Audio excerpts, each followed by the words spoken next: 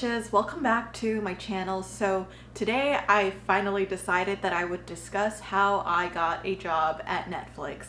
And just to be clear, I am not currently working directly at Netflix. I am currently at Tonko House working with them for a project for Netflix. Before I get into this video, I still want to make a little disclaimer and say that everything I'm about to say does not reflect the views of Netflix or any of my employers. These are just all purely from my personal experience. So for those of you wondering, I am currently an assistant episodic director working at Tonko House, making a project for Netflix through them.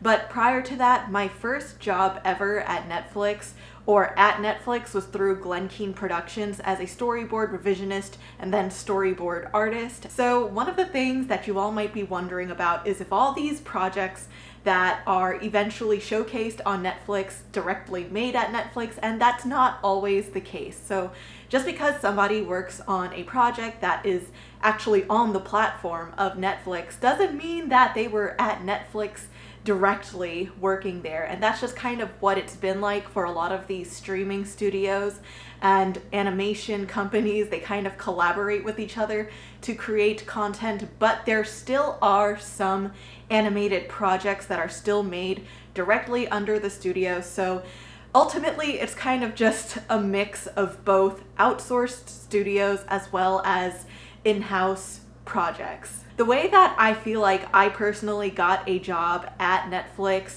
through Glen Keane Productions was kind of through my portfolio that I literally ripped apart when I first graduated from Cal Arts. For those of you who are familiar with my whole unemployment story between graduation and then eventually landing my first job, I personally felt like my portfolio when I first graduated from art school, which was Cal Arts, did not really serve me the best in terms of just applying to different studios.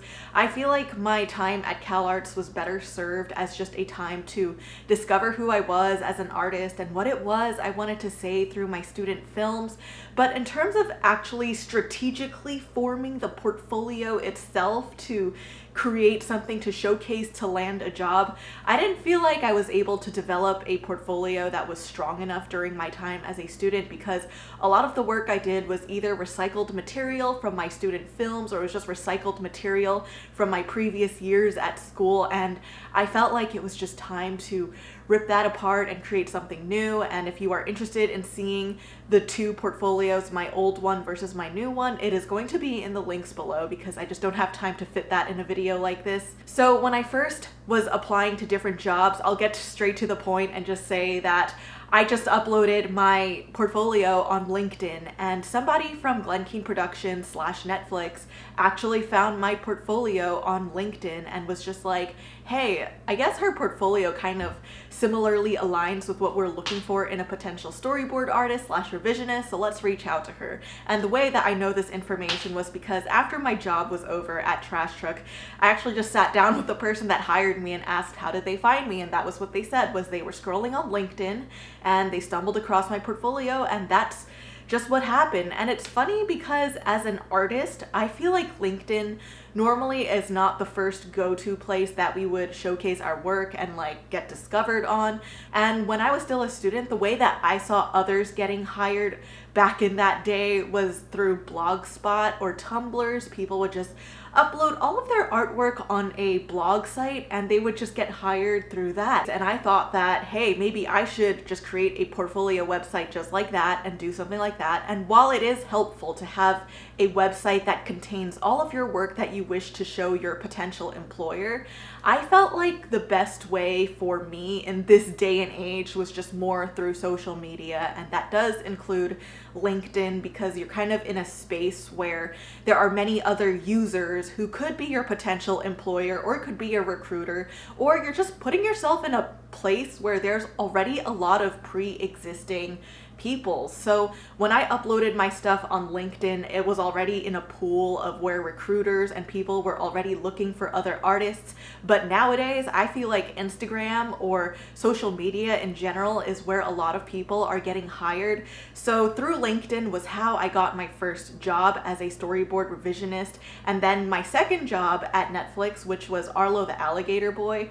I remembered when I first got called in for an interview on that, It was just literally through my Instagram. I don't even remember showing the showrunner my portfolio or anything that was directly like work that was made for the purpose of potential hiring. It was just literally through my Instagram that the showrunner just scrolled through and was just like, hey, I just looked at your comics and I saw that you just have a really great voice.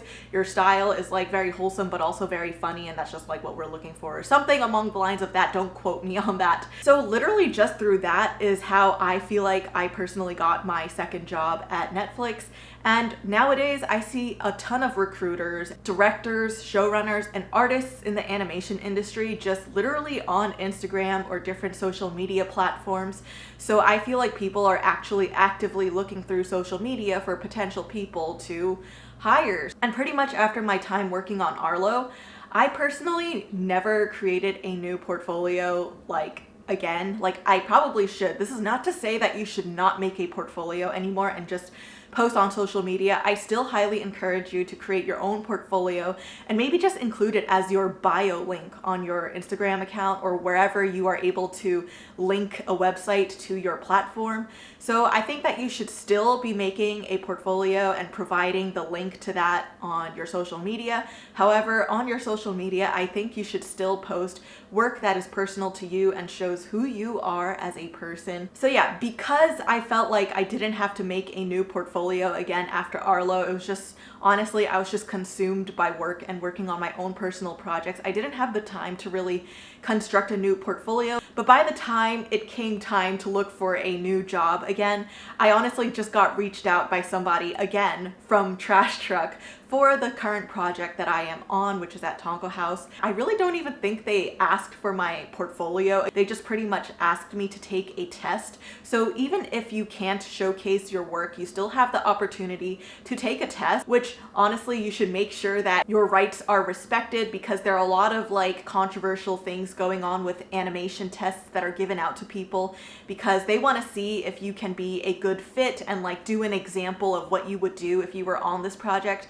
However, this is kind of a thing that can still be very easily abused in this industry because people might take advantage of you and treat it as like free work, because if you take this test just to see if you can get accepted into this job, they could kind of just be doing it to just be like, hey, let's just have this person do an example to just give us some ideas that we could use for our show. You just want to make sure that you are not doing that and make sure that the test that you take is purely just a test for the sake of your application. And nowadays, I believe if they're asking for more of you than just a simple test, you should be getting paid or compensated for that. So make sure you ask the person who is testing you about these things prior to that. There is definitely more information on the Animation Union / Guild's social media platform and on their website. So please check that out. I'll put that in the links below because I don't feel like I'm the best person to talk about this, but I just wanted to give you a heads up regarding that. So if you cannot get in through like your portfolio or through your social media account, but they still allow you to take a test, I would take that opportunity to show your recruiter that you know what this show is about, even when you don't know what it's about. Because prior to getting hired onto this show, when they're kind of interviewing you and asking you about who you are as an artist, they'll kind of show you generally what the show is about. You'll get an idea of what the tone is, who the characters are, and usually a lot of animated shows and films and content and everything in general nowadays, let's be real, is kind of a regurgitation of things that have already been made and existed, and now they're just a blob of many things. So if you could think of shows or films that are very similar to the one that you're getting interviewed for right now, I would highly encourage you to just try to pretend as if you're on the show already. Think of the shows that remind you of the show that you're interviewing for and try to create work that is similarly aligned. Try to do the style as closely as possible. Pretend as if you are already a storyboard artist on this show or an artist on this show, and creating work in the same tone, style, and genre and everything so that they can really envision you as a person that they're gonna hire. So that's just a thing that I encourage, although it's going to again be very different for every test that you take, and every project that you get on or get hired for is really going to be different. When I say working at Netflix, I feel like it can mean many things because there are many people right now who currently are working at Netflix, but there are also people who are working on studios that are outside of Netflix, but they are still producing content that will be showcased on the Netflix platform. So from my personal experience, I've had both. I've been at Netflix Animation directly, but I've also been on those outsourced studios that are outside of Netflix, but we're still working and collaborating with Netflix. So in a way, it feels like I never really left. I say as I am literally wearing their sweatshirt right now. There is no one-way single route to getting into Netflix or in the industry in general, but I feel like from my personal experience, people really value your voice. They really value seeing you for what you might have to say. And just from my experience in general working at Netflix, the vibe I kind of got was that they really care about making some sort of societal progress and just really improving society in a way through making meaningful content. And again, whatever I say does not reflect the views of Netflix at all. I'm just saying what I pretty much experienced through my time there. And overall, I feel like based on how much they value this variety of different genres and content, they really want to see who you are as a person and want to see where you fit in it rather than trying to force you to fit into something that you're not. But at the end of the day, I do feel like a job is still a job and you still need to pay your bills and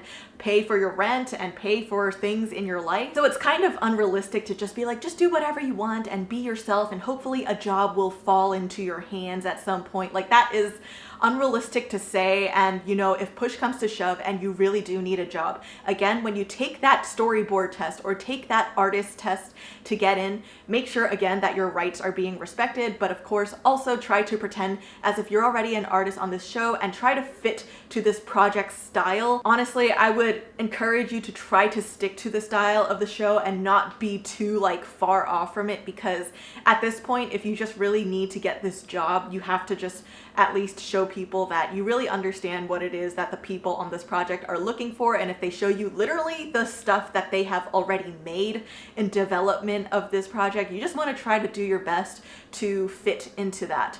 So yeah, just as a simple recap as to how I personally feel like I got a job at Netflix was I pretty much just first put my stuff on different social media platforms from LinkedIn, Instagram. I even put it on my Tumblr when Tumblr was still kind of a thing.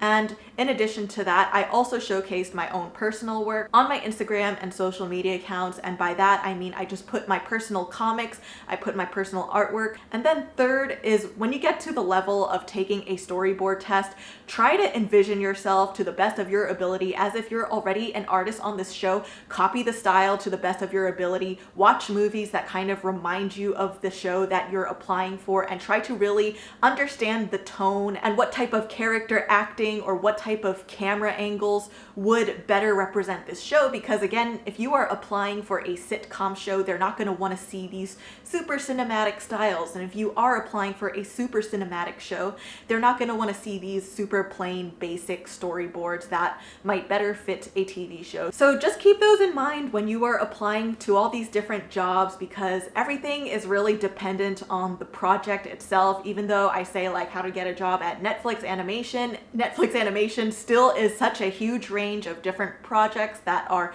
underneath that very big umbrella. So these are just ways that I feel like I personally have worked my way into getting different jobs while either at Netflix or at a studio that is still producing something for Netflix. So yeah, I hope this video kind of helps some of you out there, especially because back then when I was a student, I kind of wished that there was somebody who kind of just showed me the ways of what the current climate of the animation industry hiring process really is. Because just like everything else in life, things are always changing. The ways that people process different things and look for different artists are going to be changing throughout time. So I was just like, why not just make a video to just discuss what the current situation I feel like is for artists that are being discovered and getting hired onto these projects for different streaming services. And in my case, it was just specifically Netflix. So yeah, thank you again for watching this video, and I hope to see you all in the next one. So peace out and stay wholesome, bitches.